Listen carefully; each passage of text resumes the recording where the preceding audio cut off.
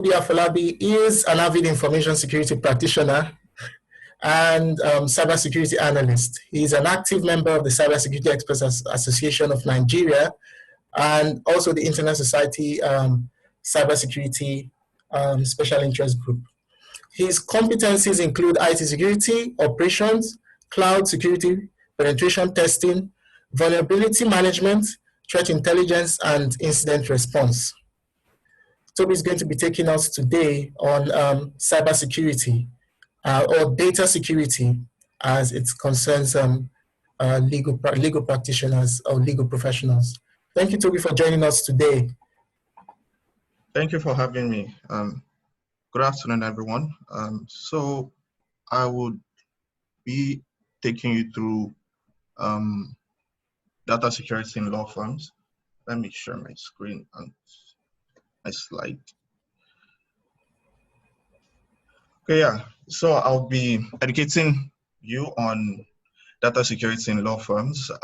So basically, I'll try to provide a context of what data security is, how it applies to law firms, and then I would also highlight some or identify some threats to data security and mitigation techniques and preventive measures, and also some ways you can respond to threats, because in this age and time, data is new oil, data is new gold, we get all of that. So it's very, very important that we are able to leverage on security as individuals and also within organizations to be able to defend ourselves against cyber threats.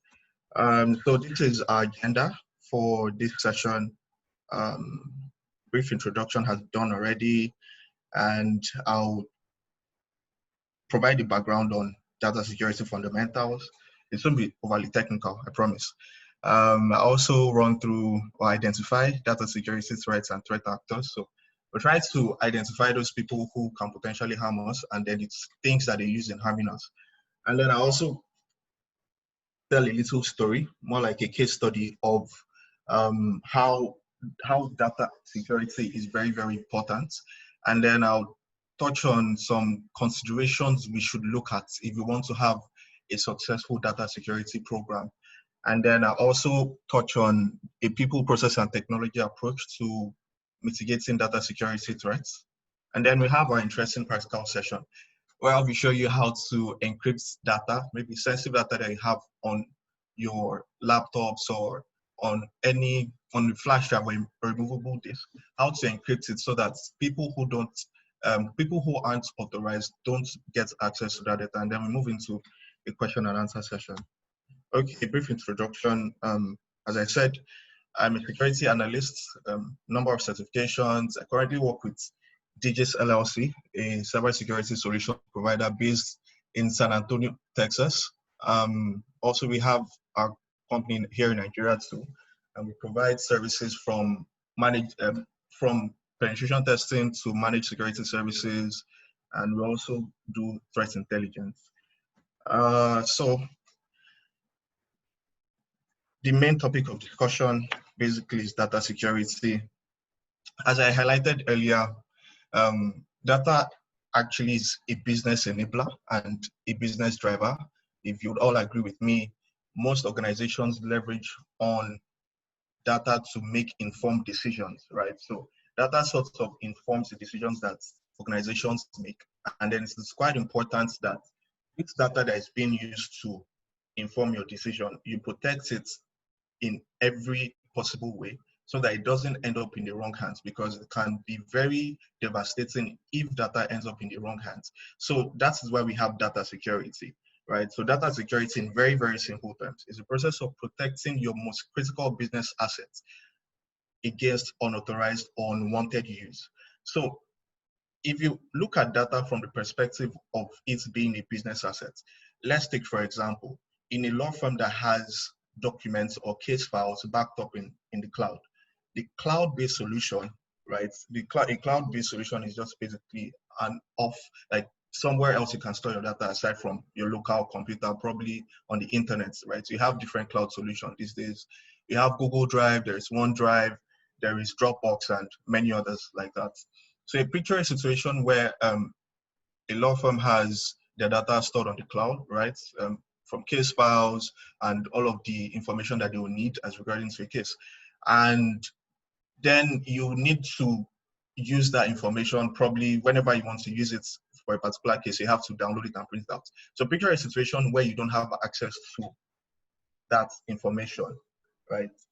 It shows that you really need to protect it as your critical assets. Like the criticality of that to the business or to the law firm is very, very high, like losing your data. So you have to secure your data wherever it's stored, be it locally or in the cloud, right? So it's not only involves deploying the right data security products, so it's not about deploying technologies, but then it's also combining or bringing together like a synergy between people and processes. So you not only need technology to secure your data, you not only need an antivirus to secure your data, you need people, and then you need processes that guide and inform the decision of people in regards to how they interact with data. So you don't give away too much, or you don't give data to who is not supposed to have access to your data, right? So data has different life cycles. So there's data at rest, data in use, and then there's data in transit. So data at rest is basically data that's, in very, very simple terms, it's it's self-explanatory actually. So data at rest is just data at rest, right? It's data that is stored locally on your computer or on a hard drive. So you're not using it at that point in time. It's just something you're keeping probably for later use. And then data in use is more like something you can relate to data that is stored in your RAM, random access memory. So whenever we use our computer or like a POS machine, what happens when people try to pay is there's certain information that is stored like temporarily while a transaction is ongoing so that it can always be made reference to. So that data is referred to as data in use. And then data in transit is data that is being sent over a transmission medium. So if you're exchanging information through an email, that email that is being sent is actually data in transit. Or if you're interacting with a website, that is data in transit because you're communicating with somebody else somewhere and then it is going through your web browser. So basically, if you look at data security, right, in the end, we are securing data to protect business interests, right? So it's all about the business interest. I'll show you how important data security is to protecting the business. So let's take, for example, you have your money in a bank, maybe GT, okay, any bank, for example, let me not mention it. And then all of a sudden, you notice that your account balance is down to 0, and then you didn't make any transaction. You understand? And you're not the only person that experienced it. Probably about 100 people or going to 1,000 people experience the same thing that you have experienced. Now that is bad for business because of their inability to protect their digital assets, that is their data infrastructure. Probably somebody has gained unauthorized access to people's accounts and then has moved money away. So that is incompetency on their end. And then it could translate to, first, financial loss, also loss of trust from customers, which would cause people to probably migrate to a bank that can provide better service in securing their money. It could also translate to a breach in compliance because there is the payment card industry data security standard. So you're not going to be compliant, like the bank is not going to be compliant with that regulation, and it could incur a fine, or it would definitely incur a fine in that case, and then that is another financial loss on their part. So data security at its core, it protects business interests because in the end, businesses want to make money. So if you want to make money, you have to keep your clients, you have to keep your integrity, and then you have to be able to secure your data. And then, like I said, there are governing policies needed to institutionalize acceptance. So that is why you have data protection regulations, data protection policies, and then it is quite important for organizations who are obliged to a particular regulation to be compliant because it could impact business interests. Okay, so moving on, speaking on how data security is important to to the business. So what are the core elements of data security? What are the things that make up data security? So the core elements of data security are confidentiality, integrity, and availability. So this is also known as the CIA triad. It is very popular within the information security community. And I believe it not only applies to the information security community, it applies to every individual. As long as you have a digital identity, you have to put all of these core elements together and apply it in your day-to-day interaction with data. So it's a security model and a guide for organizations to keep their sensitive data protected from unauthorized access, data exfiltration. So now, this is what confidentiality says. So confidentiality ensures that data is only accessed by authorized individuals. So some random person cannot just come and then access information you shouldn't have access to. Some random person should not have access to your ATM card pin. Some random person should not have access to sensitive information as regards to a case within an organization. Like a receptionist should not be saying what is meant for like the CEO or the MD. So that's where confidentiality comes in, and then it's a core element of data security. And then there is also integrity. So integrity ensures that information is reliable and as well accurate. So integrity just ensures that the same way data has been sent, the same way it has been kept, is the same way it should be when someone else tries to access it. Let me put that in a clearer way. So imagine you're communicating with somebody, right? And then you send information to the person that, okay, this is the time and date of this case, and this is when we are supposed to meet at the court, right? That's the information you sent. You've given a specific time and date. But then in the middle of it, that information gets distorted, and then the time changes to a different time. And then the person who receives the information sees a different time, right? That information lacks integrity, or that data that has been sent lacks integrity, and that is a breach of security. So that is how integrity works. So it just ensures that information is reliable and as well accurate. And then also, and very often ignored, is availability. So availability is also a very core element of security. So it ensures that data is both available and accessible to satisfy business needs. Let me give you another example. I like working with examples and analogies to sort of help people get a clear picture of what I'm trying to say. Picture a particular bank. I like using banks. So picture a particular bank who has an online infrastructure or e-banking, and for about 3 months, their e-banking service is not available. Right? It's probably they've been attacked by somebody, a denial of service attack has taken down their systems, and then their customers don't have access to e-banking, and then they need to make transactions, or you can't even make any transactions at all. That type of situation definitely will put off customers, and then they'll move on to someone else. So availability is also a core element of security, because people need continuous access to data, right? Especially when they need it. So you need to ensure that data is always available. Right. Now I'll be identifying some data security threats and threat actors. So any occurrence that would threaten the confidentiality, integrity, and availability of data is a threat. Very, very simple terms. So what I'm just trying to do is just trying to correlate everything together, because all of this works together, right? In order for you to be able to identify or to sort of defend or protect your data assets, it's very, very important to take into consideration confidentiality, integrity, and availability.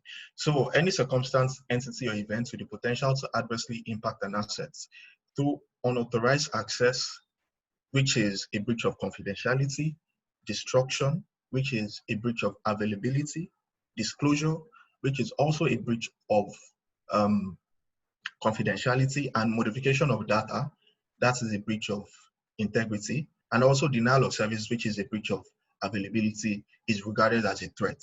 So a threat is a circumstance or an entity or an event, right? And there are, well, thousands and thousands of threats we are faced with in this digital age. But to mention a few, we have malware, which is malicious software. So malware is a short form of malicious software, and basically these are the things that with regards to viruses. So any software that causes an unwanted event, if the software would disrupt operations, if the software would not allow you to have access to the data you should regularly have access to, if the software would modify your data, then it is a malware, right? There are different types of malware. We have ransomware, Trojan horses, worms, keyloggers, adwares, rootkits, and so many of them out there. I'll not really get into that. Don't be overly technical, but yeah, these are the types of malware that they are. And then we also have phishing, which is very popular. So phishing is when a threat actor or a bad guy sets up a web page that looks very similar to a legitimate website in order to extract or obtain the credentials of somebody who is trying to access that website. Let's say within your organization, you have a website where you log in to, to communicate with each other or to check your emails, like your mail server or something. And then a bad guy actually sets up a website that looks very, very similar to it, sends you a link, you open the link, and then the moment you open the link, you think you're logging into your organization's website, but then you're just supplying your information to a threat actor in that type of situation. So that is phishing on a high level. And then there's also denial of service. So denial of service is a threat to availability. It is when an attacker intentionally tries to make a service or like to make your operations unavailable. So they might not necessarily exfiltrate information, they might not necessarily break into your system, but they can sort of overwhelm your infrastructure so that you would not have access to it. So that is denial of service in a nutshell. So moving on to threat actors, right? Threat actors have often been generalized as being hackers. So people have used hackers, but then in reality, threat actors, hackers come under threat actors, and then mind you, there are ethical hackers and then there are black hat hackers anyway. But yeah, a threat actor is an individual who uses a threat to cause an unwanted event. So anybody who uses any of these tools, or it might not be necessarily any of these tools, anybody that uses a threat to cause an unwanted event is regarded as a threat actor, right? So there are different types of threat actors you need to be aware of, so you know how to respond to each of them, or you know how to identify them. So identifying threat actors, first we have cyber criminals. So cyber criminals are just in for financial gain. All they want is the money. They're not in for fun. All they want is money. And that's where you can sort of classify fraudsters out of Nigeria or other parts of the world under cyber criminals, because their end game is financial gain. And then you have nation-state threat actors. So nation-state threat actors basically work for government organizations, and then they try to attack other countries in order to probably get confidential information about probably the latest weapon that they are using, try to get information that would give them an upper hand over other countries.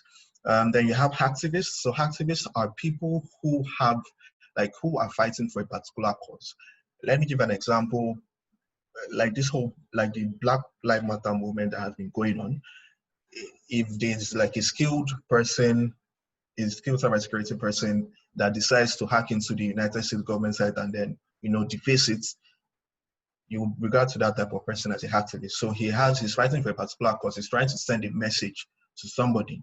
And then you have employees, right? So you might be surprised that employees come or are classified under threat actors. So employees come in two forms, or employee threat actors come in two forms. So it's you need to be wary of them.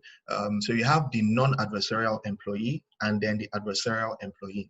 So the non-adversarial employee unintentionally uses a threat to cause an unwanted event. So they are not intentional with their actions. Let me give you an example. Somebody who working within an organization, and then you go visit a website, and then you're asked to sign up, and then you use your company email, which is very, very wrong and unethical. You use it to sign up for that service without knowing why they need your email, and then you supply it to them. And then all of a sudden you notice that someone else has access to your company account, and then messages that you did not send, people are saying that you sent them. So you've unintentionally caused an unwanted event within your organization. So such people, we regard to them as non-adversarial employees. Then we have adversarial employees. These are the worst of them. These are the people that want to intentionally inflict damage on an organization. So you have disgruntled employees here. You have ex-employees who have bad history with an organization and then just want to cause harm. You have insider threats. So it could be a competitor might have as well just send them to the organization to sort of gather information, like all those spy movies anyway. So those are adversarial employees. And then you also have unethical competitors. So unethical competitors are just like your business competition who want to gain an unfair advantage against you by taking advantage of, by attacking your infrastructure. Their end game might be to get like trade secrets, something that makes your business thrive. You understand? Get data about your clients so that they'll easily poach them. You understand? Or somebody who just wants to take down your business infrastructure so that your current clients will be like, okay, these people are not serious. They can't even take proper care of my data. They can't even handle my case properly. These guys, I feel like these guys will be more competent. You understand? So that's like a classification of unethical competitors. So if you take a look at this chart here, it sort of shows who these people target, right? So cyber criminals, they target anybody and everybody. So regardless of what you do or who you are a target, because all they want in the end is money, right? So they target everybody and anybody. So don't feel like you might not be the targets of a threat actor, because as long as you have money or something that they might want, then you're the target. Then you also have hacktivists. Hacktivist targets definitely is the masses. They're trying to send a message to the masses. And you have criminal hackers. These guys just do it for the fame. They just want to make a name. They don't do it for money necessarily. They just do it for fun. And then you have competitors. So they target individuals. They target like a corporate organization. You understand? And then you have foreign nations rather. Foreign nations target their opposition foreign nations. So they target a specific group of people, a specific person. And then you have disgruntled employees. Disgruntled employees are definitely after getting back at an organization for something that they might have done. So here are some stats to bear in mind. So if ever you're looking to develop a data security program within your law firm, it's very important to know your threats, because it's very important to recognize threats, possible threats, do risk assessments, know what you have, and then what somebody would probably want to get from you. So here is a stat showing the top 3 most dangerous threat actors. So the most dangerous threat actor is not somebody from the outside. It's not somebody that doesn't know how your business operation works. It's not somebody that is probably sitting somewhere in front of his computer trying to hack into your organization. It's somebody that works within your organization and has privileged access, because privileged users have access to almost everything. Like, they don't need to crack your passwords because they already have your passwords. They work with you. You understand? Let me give you an example of a real life story actually that happened recently. I think it was last week in South Africa. Within a bank, some of their employees generated a master key. So a master key is used to sort of approve transactions, sort of like you can use it to do different things. Like, there's a whole lot of things you can do with master keys, and you can use master keys to actually access people's accounts and then move money and do whatever. So some employees within the organization generated a master key and then use it to steal $3.2 million from that bank in South Africa. I'm very, very sure that by now investors would have already been pulling out. People would definitely not trust the bank again with their money, probably move their money somewhere else. And definitely they have breached the payment card data security standard. So privileged users can cause a very, very big harm, especially when you're not monitoring what everybody does and trying to, practice the when you don't practice the policy of least privilege. So that means you only give access to people what they need. Like, you only grant resources to people according to their job description. You shouldn't give the security guy access to your email server, like your security guy that stands outside your gate. No. So you should only give him resources that he needs to work with. And then following this were cyber criminals, contractor accounts. They can prove to actually be a problem sometimes. I have seen a situation where I don't know why I like using bank learning, but these are the things that happen. Another bank, they're working with an ISP, and then the ISP needs to get remote access to their servers, but the ISP server that is being used to gain remote access is using an outdated version of Windows, which can be exploited. So it basically opens the door for an attacker to get into that bank through a contractor that is not doing the needful. So you also have executive management. If anybody here, you've been reading the news recently, you've probably heard about business email compromise. So business email compromise happens when a bad guy sort of takes over the account of a C-level executive or a C-suite executive, and then he uses that to sort of divert transactions, probably takes over the CEO's accounts and then the CFO's accounts, and then he's able to probably divert funds, like money that's supposed to go out to a contractor. You'll be like, okay, no, don't pay it into the contractor's account. There's been a change, pay it into these accounts. But then the account that they're paying the money to is actually a bad guy's account. So they make away with the money. So sometimes executive management, if they are not very well educated about data security threats, if they're not very well educated or conversant with cybersecurity, they can be a threat themselves to the organizations, because open an email, just open a phishing link, and then boom, their accounts have been taken over. And then you also have service provider accounts, like I previously highlighted. It's very important that if someone has come to probably deploy a solution within your environment, once they are done with their job, disable that account. Don't provide access to them anymore. If probably the service provider guy needs access to the email for a specific period of time, right? And then you provide them access to your email server, or you provide them access to your database, or you provide them access to your systems. It's very important that once that contract, or when that service has been rendered, you disable and lock out that account.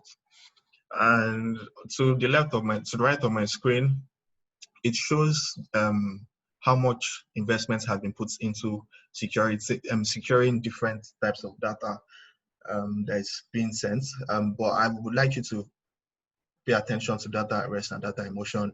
So data at rest is the most attacked form. That's why you hear cases of data breaches, people breaking into databases, which is a database, basically data at rest. People break into databases to find information and then leak it on the public domain, or even sell it, right? So that's the most attacked form of data. And then look at the amount of investments that has gone, just 40% increase in securing data at rest. And then take a look at data in motion, 48% increase. Data in motion is information that you're sending. Probably you're visiting a website.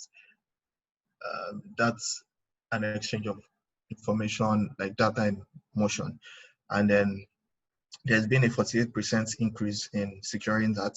And then 75% of attacks come through data in motion, and then 77% come through data at rest. So here's the case study I would like us to take a look at. So this is basically what you see in the movies and what you see in reality. So you have the bad guys in the movie, probably wearing a black hoodie, sitting in a dark room and then typing away in front of his laptop. And then he types some line of code to bypass security infrastructure. 10 seconds later, they have access to your data infrastructure or something, right? It really doesn't work that way in real life. I can tell you that most of these guys actually, they sit down, they plan, strategize, and then it takes a very long time. It could even take months or even years for them to be able to, get into organizations. But then, like I said, or I stated before, privileged users pose a very, very high level of security threat to data, right? Take a look at this woman. This is a real life story, by the way. You can Google search this. She resigned from her position with the organization she was working with in 2018. And then she's actually 58. So if you take a look at this woman, she doesn't look like a typical hacker. And then she managed to gain access to the company's Dropbox account. So that's like their cloud storage account where they have all of their files for daily business operations. And then because she was disgruntled or left on a bad note, she erased more than 5,000 documents. And then the erasure of those documents led to financial loss, obviously. 100,000 pounds was lost. I really don't know how big that company is, but it resulted in 100,000 pound financial loss. The business went bankrupt and people lost their jobs. So look at the impact that a very, very simple thing such as logging in to an organization's Dropbox account. Probably she had left the organization, but she still had access to their Dropbox account, which shouldn't be. Because if there were policies in place that dictates that once an individual leaves the organization, their account or their access should be revoked, or all passwords that the person had access to should be changed, then this type of case would not arise. It's as simple as logging in and deleting. She didn't need to be a master coder or a master cyber criminal to be able to inflict so much damage, right? People lost their jobs and there was financial loss. And when there's financial loss, that's obviously, it's in the end, you are securing an organization because of the business. You want the business to operate, you want the business to function normally. So that's why you're securing your information.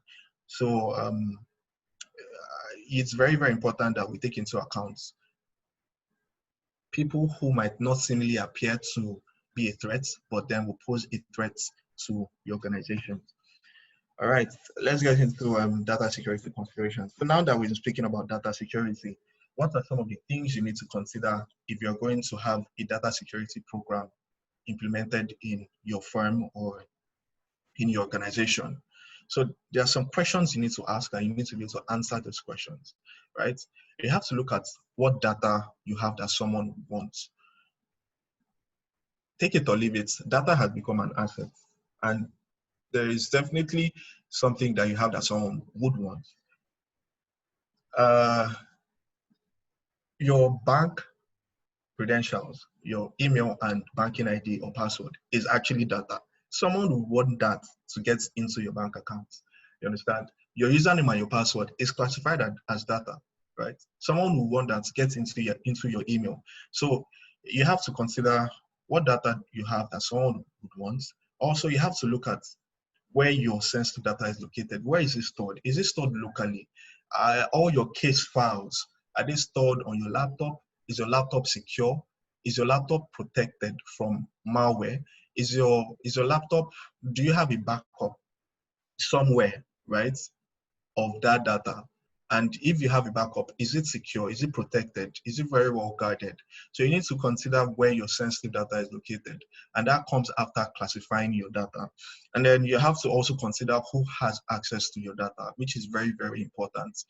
In the case study that I showed you before, because they didn't take into consideration who had access to the data, they totally missed out on a disgruntled employee who had access to their Dropbox accounts. So it's very, very important to know who has access to do what and why the person should have access to the data. Like, why do they need that information? Do they need it for their daily activities, or is it data that is totally irrelevant to what they do on a daily basis? And that way you're able to easily identify who might have done something that has brought about an unwanted event. Also, you have to consider what policies and processes you need to secure your data. Every successful cybersecurity program depends or thrives on the quality of the policies that have been implemented, that have been adopted and implemented. You not only create the policy, but then you have to create a way or make a way of actually implementing those policies, like enforcing that those policies within the organizations are followed. You understand? You have to consider many policies, especially when dealing with data security. You have to consider the data security policy. You have to consider the encryption policy. So the encryption policy dictates what types of encryption you are using. So encryption is sort of hiding information from somebody who should not have access to information in very, very simple terms. So what encryption algorithm are you using? How strong is your password? What is the length of password required for each individual? You understand? You have to ask all of those questions. And then you also have to sort of scope your assets and know what your employees bring to the organizations and what they're allowed to use. That's where this question comes in. Can you stop data from being shared via insecure media? If you have sensitive information, you definitely don't want to allow an employee to just take it on his upload it to their public Google Drive account or something, because if that person's Google Drive account gets compromised, that's information also gets compromised, right? You don't want to allow employees to copy out sensitive information and then go to cyber cafes to print documents. That's a very, very wrong practice, because if care is not taken, that information would be seen by somebody who should not see the information. And then also, very importantly, have you implemented continuous monitoring and real-time alerting on your data? This is where technology comes into play. There are technologies that we use or that are used to monitor when data has been modified, when data has been created, or when data has been deleted.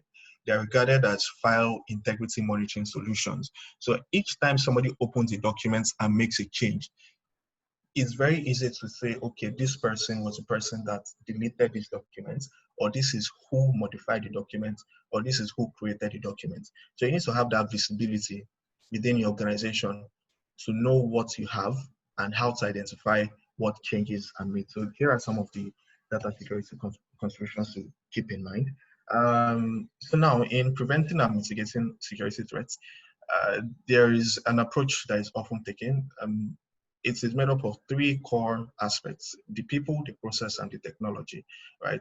So the people, process, and technology approach to preventing and mitigating security threats is just like a synergy between the people who take care of data, the technology you're going to use in securing the data, and then the processes that dictate how people interact with data within your organization.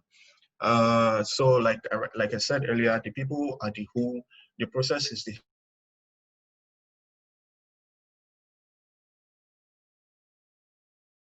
people that would monitor what people do within an organization and are able to effectively report and also sort of enforce the policy that you've come up with. So you have data protection officers, IT security personnel, and then it's also very important that you educate your staff, each person, regardless of who they are, from the executives' rights, man, is very, very important. Don't leave anyone out of your security awareness training.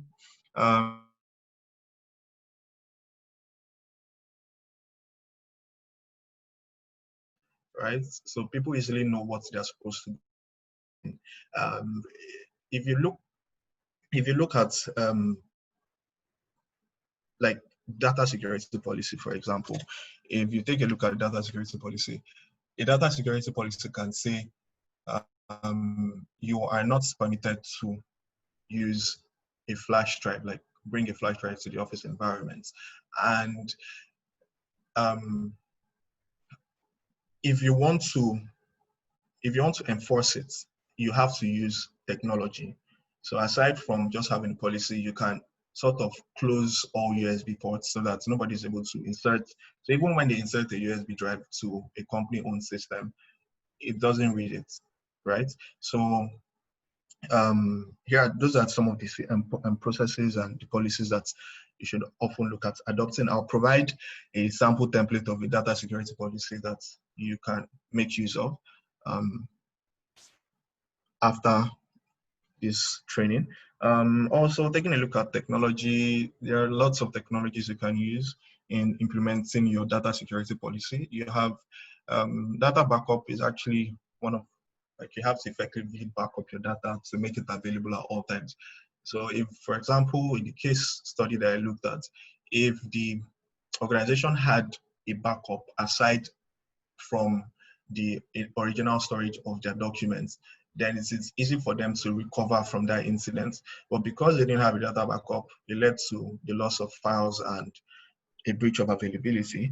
And also, you have to look at having DLP solutions. So DLP solutions are data leakage protection solutions. So what that does is it monitors every time data goes in or out of the organization. So anytime somebody tries to send an email, it's to look, oh, okay, this person attempted to send this particular file. So it's to look at the content of the file. If it contains certain keywords that would have been created, it will restrict the sending of that file via insecure media. And then you have data encryption, like I previously highlighted. Auditing, you have tools that are used to audit what people do. And then you have digital rights management solutions. You have VPNs, virtual private networks, and then password managers, which is also very important for securing your password, your credentials. You also have digital signature that enforces integrity, and then antivirus solutions that protects your laptops or your devices from malware or malicious software. And you also have firewalls and SIEMs. So a SIEM is a security information and event monitoring tool. So it monitors for security events. Anytime someone logs in, anytime someone logs out, if there's an ongoing attack against your infrastructure, the SIEM will pick it up, right? So that is a people, process, and technology approach to preventing and mitigating securities, right? So if you take all of this into consideration, if you have the people and the process without the technology, your data security program is useless. If you take the people and the technology and leave out the process, it also makes your data security program useless. So in order to totally and fully mitigate threats, you have to have these three working together in synergy. So this is just like a picture of some data security solutions that you might want to look into. Some of them are free to use, while some are paid for. So there's hybrid engine. Hybrid analysis. So hybrid analysis is an online service that allows you to scan files for malware. So anytime you probably receive a file from somebody and then you don't trust the source, you can just upload the file to hybrid analysis to scan for malware. But here is a disclaimer: don't upload sensitive information to hybrid analysis, because there is often people are often skeptical about whether or not this information is permanently stored on the servers, or they can read the information that you're uploading. Same thing as URL scan. So URL scan does the same thing as hybrid analysis. If you receive a link that you don't trust, you can upload it to URL scan, and then it will actually browse to the page on your behalf. So you don't have to browse to that page. If it's a website that has been set up to install malware on your system, it will be able to detect that, oh, this is a malicious website. These are the indicators of compromise. This is what it does when you click on the link. And then you also have platforms like VirusTotal, which does the same thing as hybrid analysis. So these are free services. Let's go back. So these are free services. They're online and then they are free. Hybrid analysis, URL scan, VirusTotal. And then Intelligence X is also a very good tool in monitoring your credentials. So you can easily run a check of the email accounts of people working within your organizations to know if their accounts might have been compromised in a data breach or in a data leak. Because sometimes we use our company emails to sign up on untrusted websites, and then those websites might actually be breached at some point, and we would not be aware that our credentials have been breached from a third party. So a tool like Intelligence X would help you monitor that. And then you also have Ion Skills. It's an automated phishing prevention and detection tool. So anytime it suspects that an email, which might even bypass your email gateway, is a phishing email or contains a malicious document, automatically blocks it. And then you have Sophos. So these solutions are paid for. Sophos is paid for. Sophos is an antivirus solution that you can also have within your organization. Then VPNs, you have Tunnel Bear. So where a VPN comes into play is when you are using a public network. An example of a public network is when you're probably browsing from like this work from home now, for example. Let's say you're in a remote location and then you want to connect to you want to log into your email. So if an attacker is on the same network as you, it is easy for them to eavesdrop on what you are sending, right? The VPN would encrypt it and not allow an external party to be able to see what you are sending through your laptop or through the network. So that's where VPNs come in, and that's what makes them useful. And also it provides anonymity. So we also have Veracrypt. Veracrypt is an encryption tool that you can use to encrypt sensitive information. So if you don't want somebody to be able to read, probably you have just received a sensitive document from a client, and you don't want anybody else, probably within the organization or within the organization, because you have insider threats. You don't want anybody else within the organization to be able to read that document, right? You can use Veracrypt to encrypt it, or you can use it when you want to send sensitive information to somebody, probably on a flash drive or in any format. And then you also have LastPass. LastPass is a password manager. You can use it to store all of your passwords, so you don't have to memorize them. It makes it easy for you to use different passwords, because people are often guilty of using the same passwords across multiple platforms. And then the risk of that is when one password is compromised, then the attacker can easily use it to log into other accounts. If, for example, Gmail is compromised, my Gmail account is compromised, and I've used the same password on my Facebook, I've used it for my company email, an attacker will just reuse it across those platforms, and then you have free access. So this sorts of checkmates that, because you can store different passwords for different services, and then whenever you need to log in, you just make use of LastPass.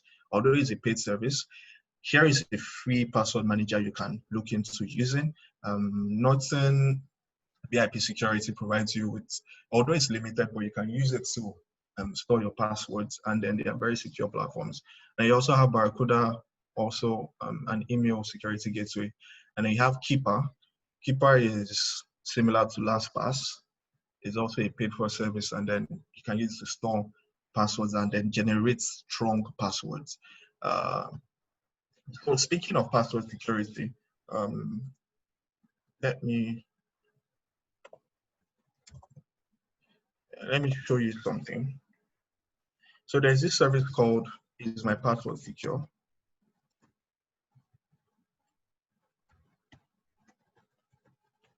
Or how secure is my password, rather? Okay, but if ever you're about to sign up for a service and then you want to know whether you want to know if your password is secure or if it is good enough, let me give you an example. I'm going to use password, and I'll show you how quick it will take. So it will take a password named password 5 seconds to be cracked. If you use probably your surname, my surname is Afolabi. Okay, so it says it will take 100 milliseconds to crack my password. Sorry, to crack my password rather. But now I'm going to use mixture. I'm going to use a password that has uppercase, lowercase, special characters, and then is 8 characters long. Okay, so this password will take 6 years to crack. I really don't know who would be patient enough to wait 6 years to crack this password, but anyway, best of luck to them. So this is very important. That's why when you have a policy that says says every every staff within the organization must at least use so and so length of passwords, and then must have a mix of special case and uppercase and lower characters. There are tools that are also used to enforce it. So this is where that type of policy comes into play, and then this is why you're being asked to, actually use secure passwords. So that's the importance of secure passwords. So if you want to create a secure password, you can easily visit Norton password generator. So you can just come here and then you generate a random password. So I think you can also change how this works. But yeah, you can just use this to generate random passwords and to make your password more secure. Okay. All right, so I'll go into the first practical session. I don't know how much time I have left, but I'll show you how to use VeraCrypt to create an encrypted USB drive. Like I pointed out, you want to send information, classified information to somebody, and then you don't want someone else to be able to read it. So VeraCrypt is a tool that can be used. All right, so these are the steps I'll be taking.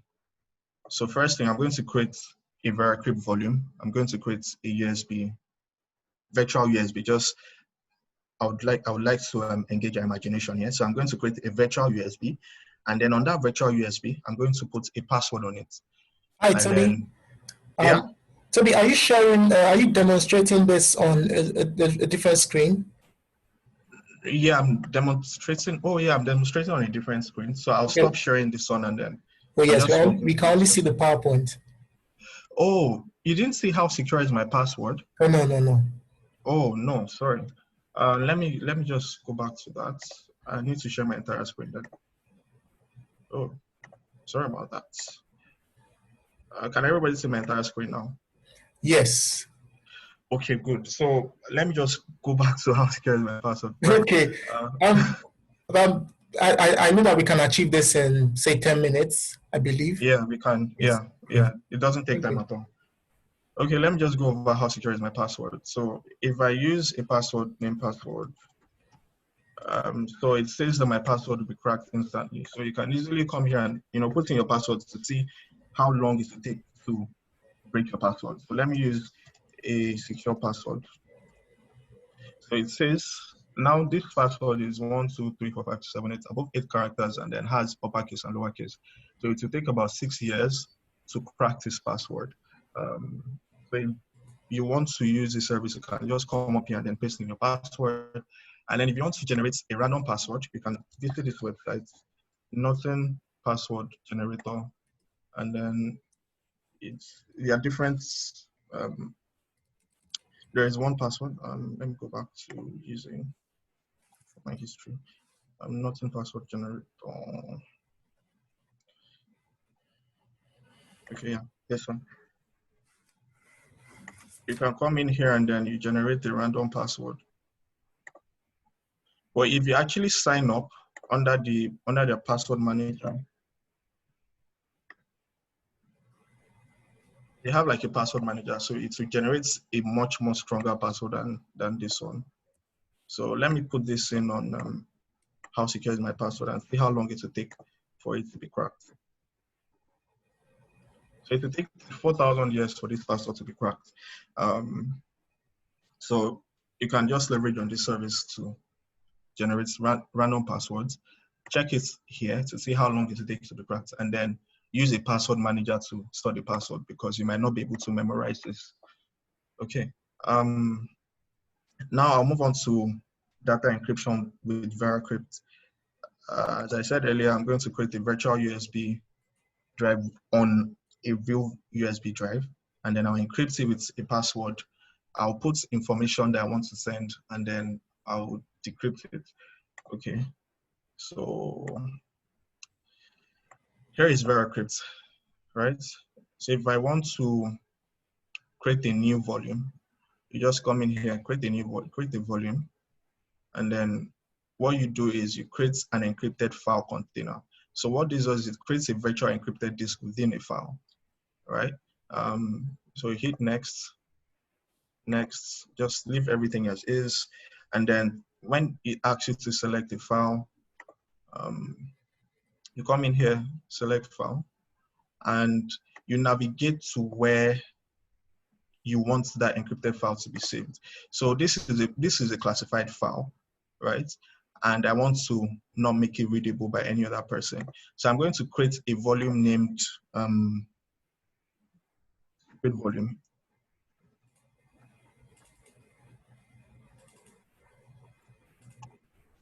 And then I'm going to save this here.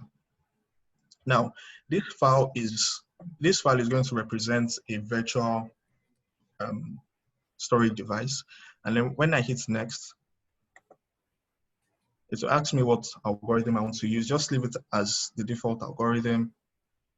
Then you allocate the amount of space. So this is very important.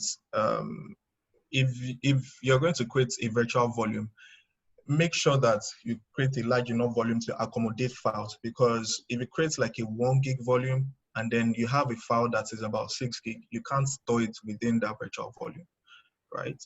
So I'm going to allocate, say, 200 MB to it, just so it doesn't take too long to generate it. And then this is where the password comes in. Let's make use of this password I got from here. Excuse me. Paste it in here, and then I paste it in here. And then that's all. Well, I have the password in there. Hit next. It says short password I use to crack, and that's definitely not a short password anyway. Yes. So now it's going to be generating. So what you basically do at this point is that you move your mouse around, and then it sort of makes it harder to crack the key. So when you're done, it would increase the cryptographic strength, and then you can hit format to create the volume. All right, so I believe that is done. That was fast. So another thing you need to consider is if it's going to be if you make a large volume, this would actually take a longer time for it to be created. All right, so if I go on to the flash drive, so within the flash drive, now this is my USB drive, you can see that. You can see that there's a secret volume created, right? So I'm going to put this file in here. Right now, you see, I can't open this volume, right? And that is what somebody will probably see when they have access to your USB drive. So this should be done already. Let's just give it a couple of seconds.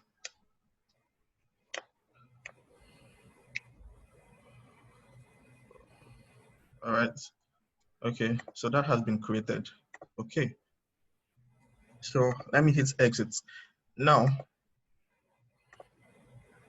let's assume you have sent this. Let's assume you. Okay, now I'm going to move the file into the secret volume, and then that's when the application will be very great. Okay. So now the next thing you want to do is you want to make this accessible, right? So you would just pick any drive letter you want here. So drive O. Notice I don't have any drive name drive O here. And then I would select the file that I want to use. So the file will be located within the flash drive. So here's the file that we created earlier that has a password on it. And then you hit mount. So now it will ask me for the password from before. So I will just paste that back in there. And then I hit OK.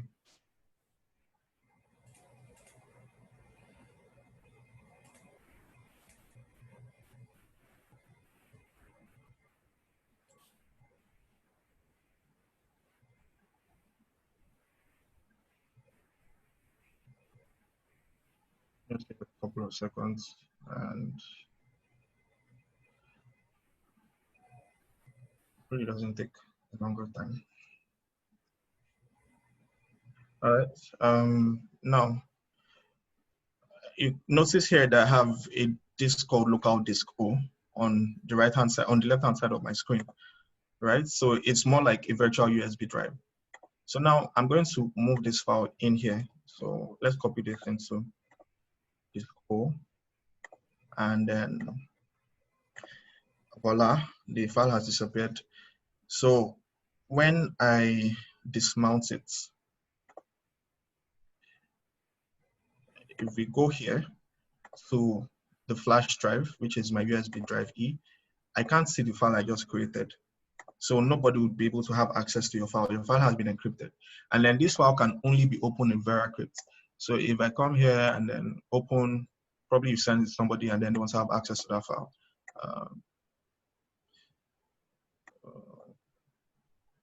Where is VeraCrypt?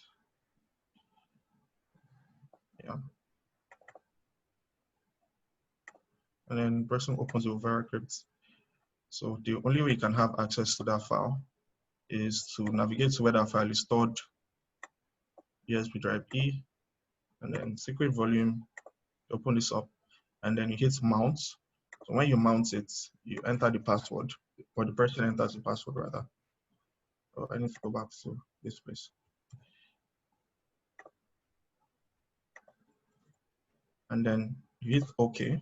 And once you hit OK, the drive O comes up. You should see drive O soon. When this is done.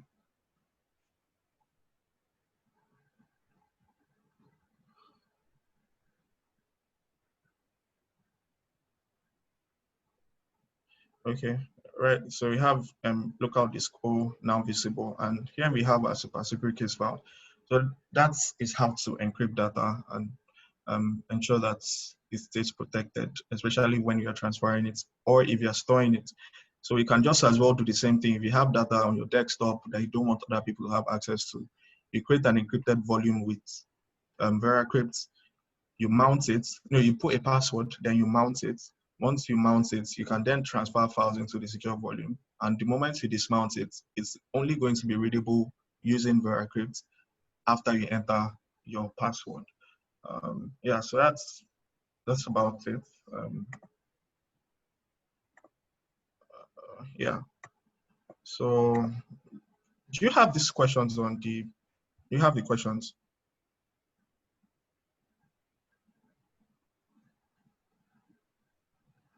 Ali, do you have these questions with you? Questions?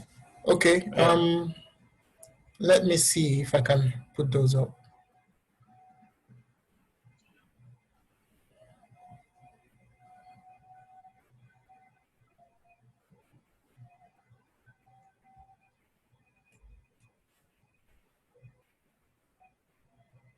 So we have a question here.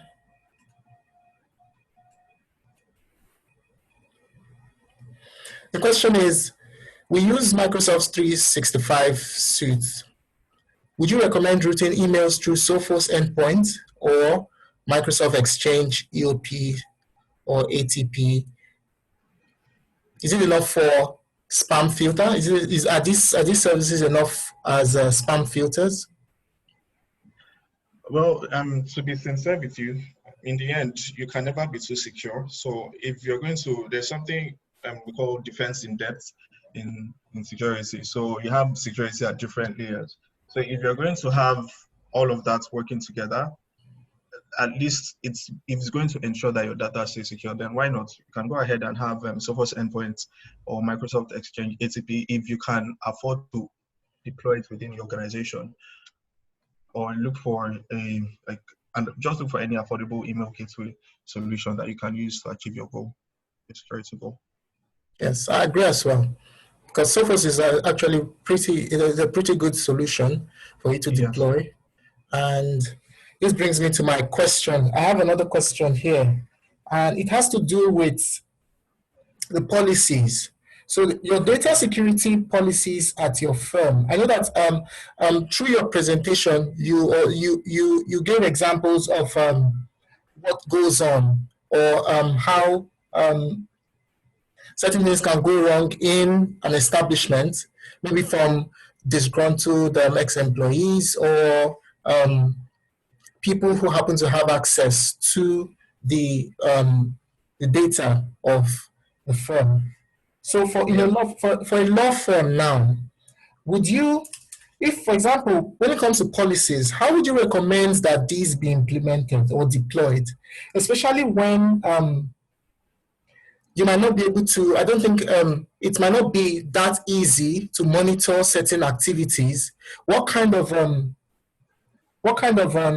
strategies or methods would you use or would you recommend for law firms to deploy in ensuring that um, people adhere to the rules and not engage in practices that put their firm's data at risk?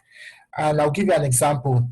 Um, this is not a maybe a conscious example, but something that happened in something that happens maybe out of carelessness with certain kinds of data, or maybe signing up to certain websites, as an example you gave with the company email address. What would you say about CEO phishing, for example? If an email comes in and you don't trust the source, what should your next line of action be?